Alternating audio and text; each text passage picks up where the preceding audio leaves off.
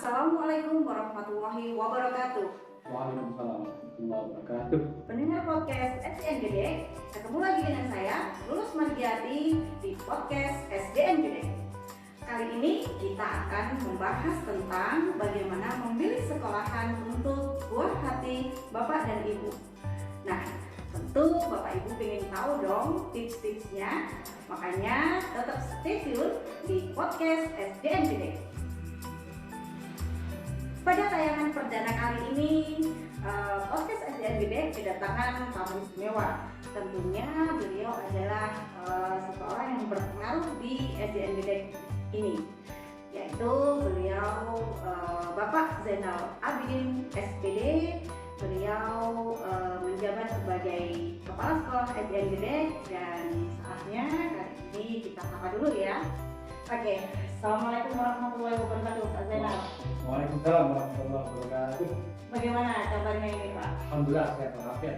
Ya, kali ini podcast SDN Gede adalah tayang perdana, Pak Zainal, dan kita berharapnya akan mengedukasi para bapak ibu di luar sana yang ingin memilih sekolahan untuk putra putrinya di bulan depan nih, Pak, karena bulan ini sudah bulan Juni nih. Jadi paling tidak orang tua itu harus jeli, harus bijak, dan harus memilih sekolah anak-anak itu sesuai dengan passion mereka dan membuat mereka lebih nyaman dan melanjutkan potensi mereka. Begitu Pak Zainal. Kira-kira begini Pak Zainal. Kalau menurut Pak Zainal nih ya, tentu saja seorang anak itu kan harus ditempatkan pada tempat belajar yang nyaman ya. Dan salah satu tugas orang tua itu adalah memilihkan sekolah, khususnya di sekolah dasar, karena anak sekolah dasar itu belum bisa menentukan pilihan yang sesuai dan tepat untuk dia. Barangkali Pak Zainal ada tips-tips nih untuk orang tua di luar sana untuk memilihkan buah hatinya sekolahan yang luar biasa.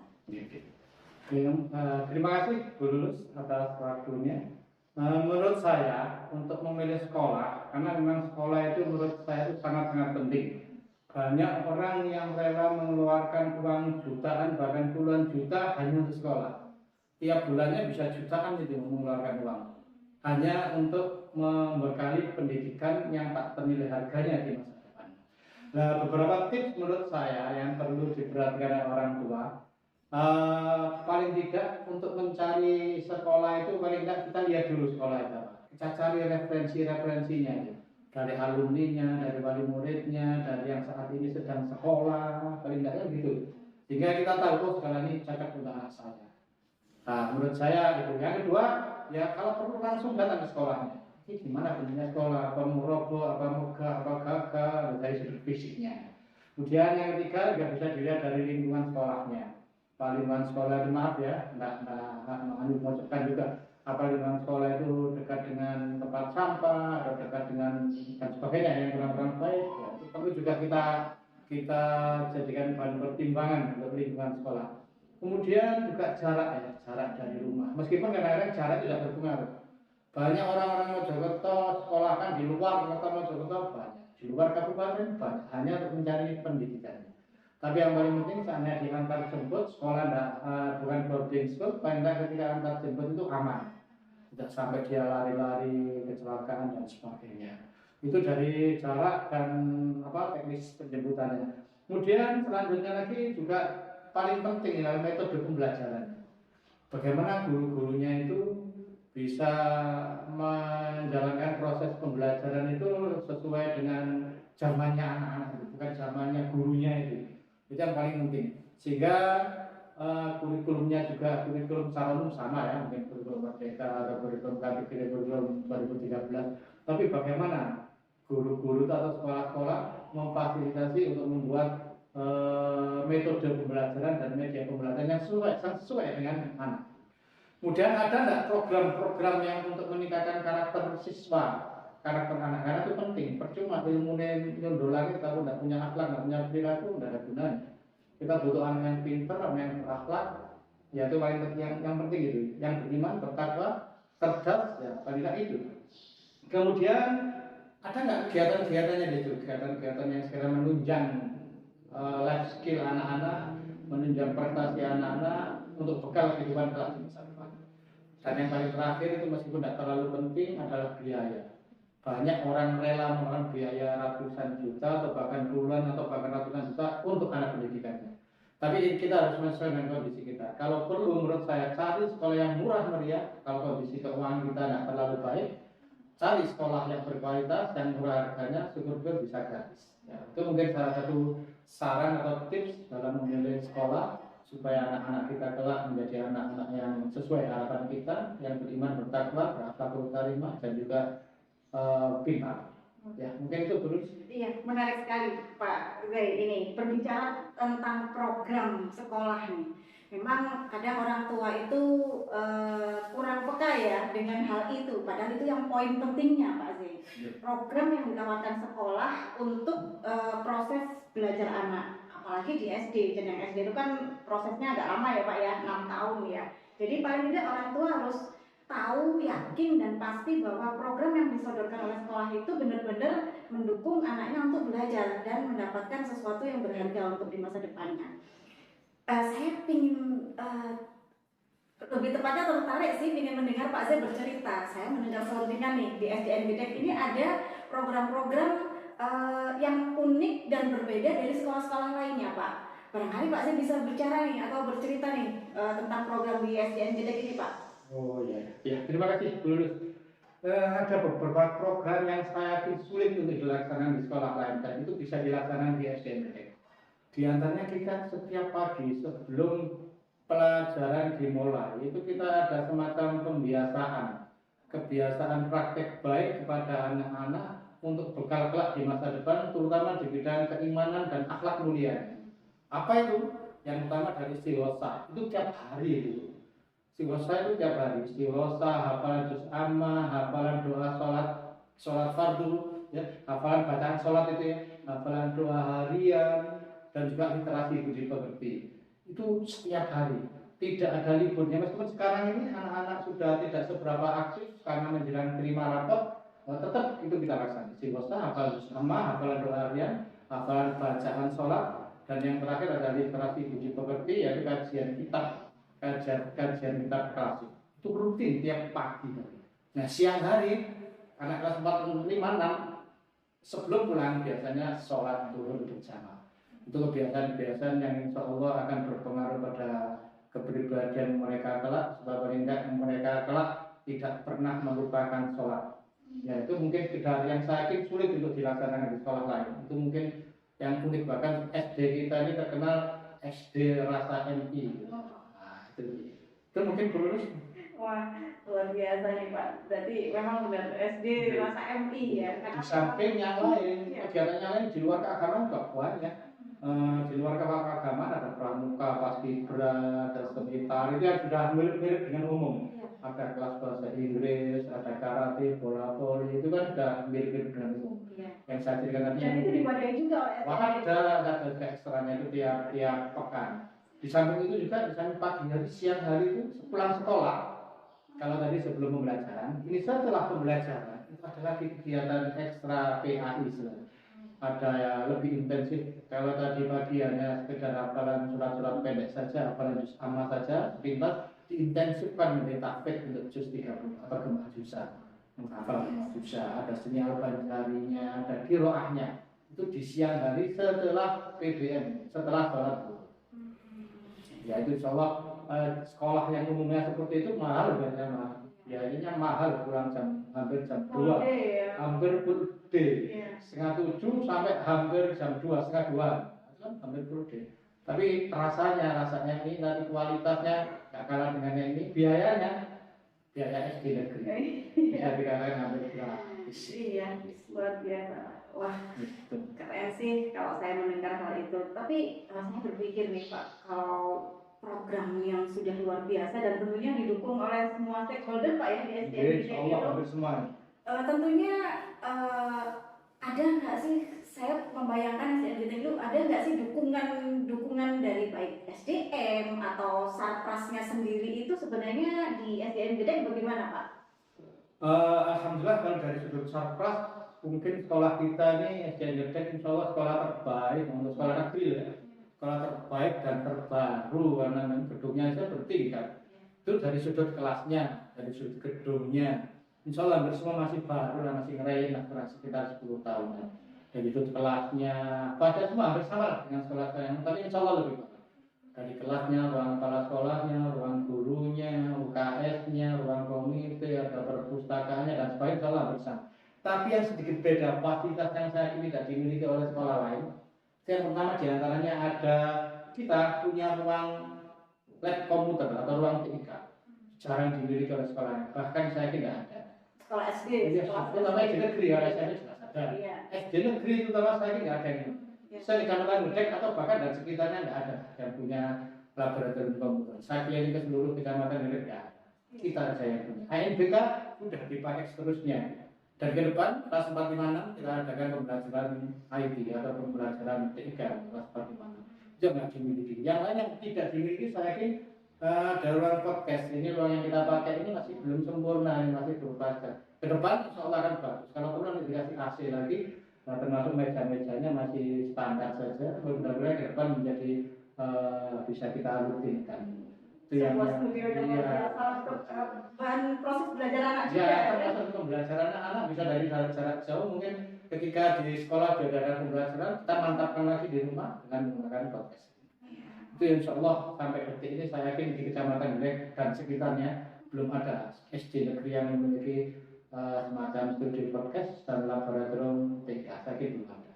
Mungkin itu sekedar tentang fasilitas. Untuk gurunya insya Allah juga di Kecamatan Gedek belum ada guru di sekolah dasar negeri yang mengadakan semacam pembelajaran, karena tidak hanya mewajibkan siswanya untuk belajar, tapi mewajibkan gurunya juga untuk belajar setiap hari Sabtu. Kita adakan pengimbasan, kalau ada guru lain yang pernah diklat, pernah ikut pelatihan, harus diimbaskan, ditularkan kepada guru-guru yang lain. Kalau ada guru yang nggak bisa di bidang IT, kita belajar dari Sabtu, belajar bareng. Tempat belajar bareng di tengah-tengah kesibukan guru-guru yang lain itu ditempatkan di hari Sabtu. Semuanya belajar, termasuk saya, termasuk kepala sekolahnya juga sama-sama belajar. Jadi tidak hanya muridnya, sesuai dengan visi-misi kita adalah belajar sepanjang hayat atau life education. Nah, mungkin itu dulu sekilas tentang fasilitas. Baik Bapak, wah luar biasa. Terus saya tadi itu sempat lihat sih Pak, kalau untuk dari sisi keagamaan ya dan sisi yang lainnya seperti skill anak-anak di keterampilan lainnya itu sudah banyak sekali sarpras yang mendukung mereka. Dan saya juga satu poin nih Pak, di lapangan voli itu SDN Gedek itu sangat representatif kan itu ya untuk mendukung anak-anak di olahraganya itu Pak ya. Jadi kira-kira untuk di bidang olahraga sendiri ada nggak untuk gambaran Pak Zai ini anak-anak di sini yang potensi di sana? Masih untuk olahraga ini juga satu-satunya mungkin di Kecamatan Gedek dan sekitarnya yang mempunyai lapangan olahraga tingkat nasional, khususnya lapangan olahraga bola voli. Beberapa tahun yang lalu sebelum saya jadi kepala sekolah, prestasi bola voli di SMP sudah tingkat nasional ini. Sering juara nasional, bahkan ke Jakarta, ke luar provinsi, sudah sering sekali untuk bola voli. Kemudian beberapa tahun ini agak redup, dan insya Allah sekarang mau kita bangkitkan lagi. Kita sudah mulai membina, mencari bibit-bibit lagi di kelas 3, kelas 4 dan seterusnya untuk mengembalikan kejayaan SDN Gedek di bidang bola voli, olahraga khususnya bola voli. Dengan tidak melupakan olahraga yang lain, termasuk karate, tenis meja dan sebagainya. Oke, iya. Berarti tentunya dengan program nih, tadi programnya sekolah SDN Gedek yang dipimpin oleh Pak Zainal ini sangat luar biasa dan didukung oleh sarpras dan SDM-nya yang sangat kuat sendiri. Tentunya pasti akan berdampak di output nih Pak. Kan orang tua kan berpikirnya outputnya apa nih SDN Gedek ini, begitu kan ya. Kalau sudah programnya bagus, anak saya nanti kalau sudah keluar dari sana apa nih yang dihasilkan, apa nih karya-karya prestasi anak-anak SDN Gedek ini. Barangkali bisa bercerita Pak tentang prestasi anak-anak dari SDN Gedek ini. Terima kasih. Prestasinya alhamdulillah ini yang tidak sarpras yang sebelumnya, hanya beberapa bulan terakhir ini. Kalau sebelumnya sudah jelas sering juara nasional. Kalau dalam waktu dekat ini, tepatnya tahun 2023 ini kita sudah menyabet beberapa juara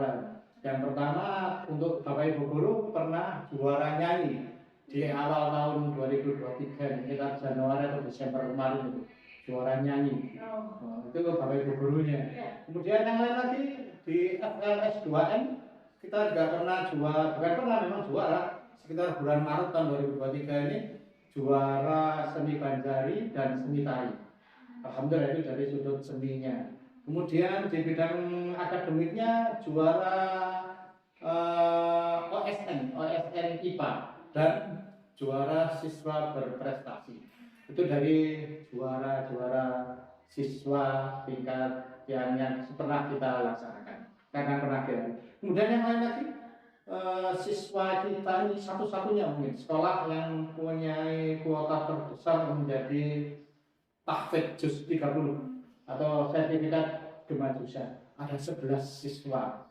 Alhamdulillah itu luar biasa. Sekolah-sekolah yang lain bahkan MI pun nggak sampai segitu. Yang dilaksanakan sekitar awal-awal tahun 2023 ini, sekitar Februari Maret 2023 itu alhamdulillah sudah ada 11 siswa.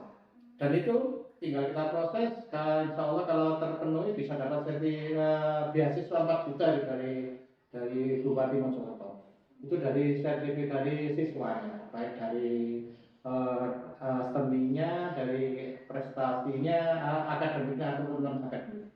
Kemudian untuk gurunya, SDN sudah ada guru penggeraknya. Di sini ada guru penggerak, ada narasumber PMM juga ada, dan sekolahnya termasuk sekolah penggerak. Satu-satunya sekolah di wilayah luar kali, di wilayah Kecamatan Gede dan sekitarnya yang menjadi sekolah penggerak.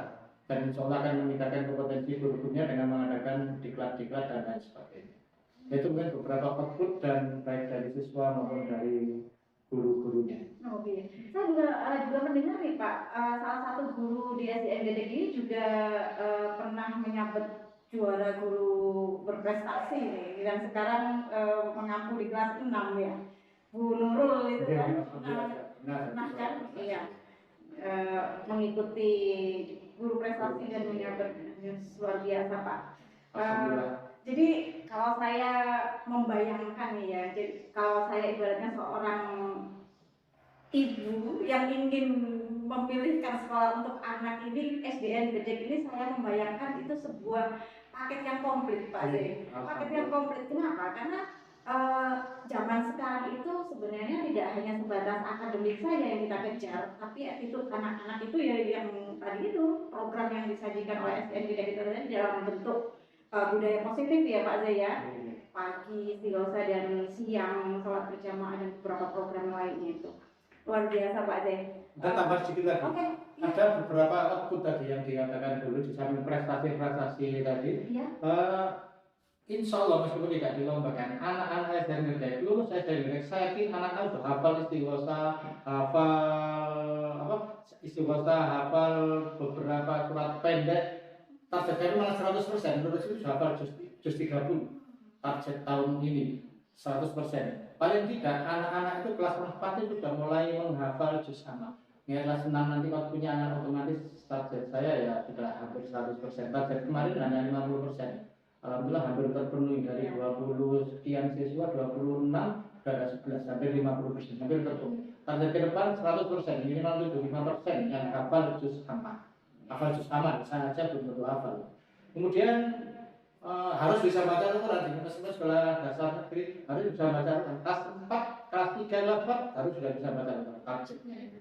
Jadi insya Allah lulus ini bisa menghafal juz amal, hafal istighosa. Paling tidak anak-anak tidak ada yang buta huruf Al-Quran. Itu target dari SDN.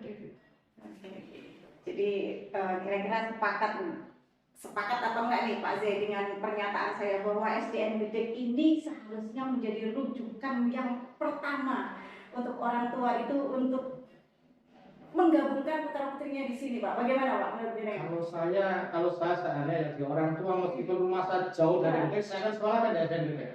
Meskipun harus nyebrang lautan, nyebrang sungai, nyebrang saya sekolah kan dari. Kenapa? Satu, harganya murah meriah bahkan gratis karena sekolah dasar negeri. Tapi kegiatannya nggak kalah dengan MI yang bayarnya ratusan juta. Bapak Ibu kalau lihat di MI atau SD yang terpadu yang mahal-mahal itu biayanya uang pertama kali masuk jutaan bahkan puluhan juta. Per bulannya bisa ratusan bahkan jutaan.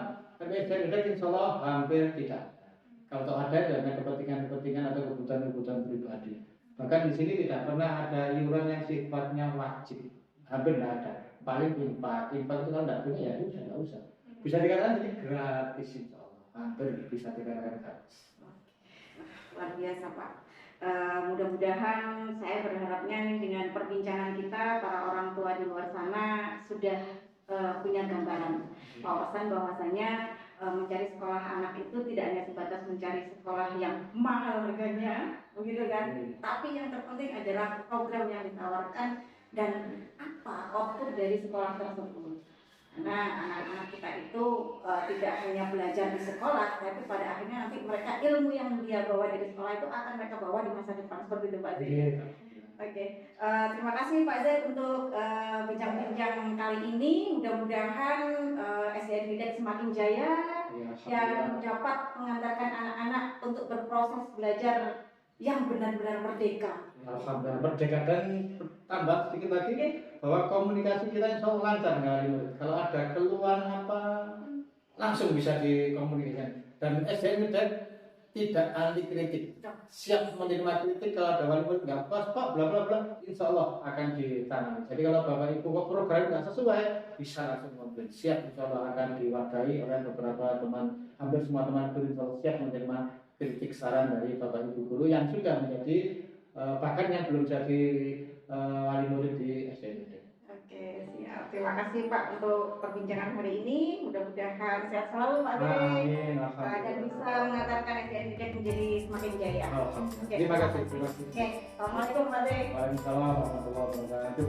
Oke, sobat podcast SDN Gidek ternyata memilih dan menentukan sekolah untuk buah hati Bapak Ibu sekalian tidak hanya sebatas seberapa mahal dan seberapa bagus gedungnya, melainkan kita harus memikirkan bagaimana anak-anak berproses di dalam sekolah tersebut agar menjadi belajar nyaman dan dapat melebihkan potensi-potensi mereka. Untuk itu, jangan lupa tetap stay tune dan nantikan episode selanjutnya di podcast SDN Gidek. Dan dari saya, sekian, Lulus Perjati. Assalamualaikum warahmatullahi wabarakatuh. Waalaikumsalam warahmatullahi wabarakatuh.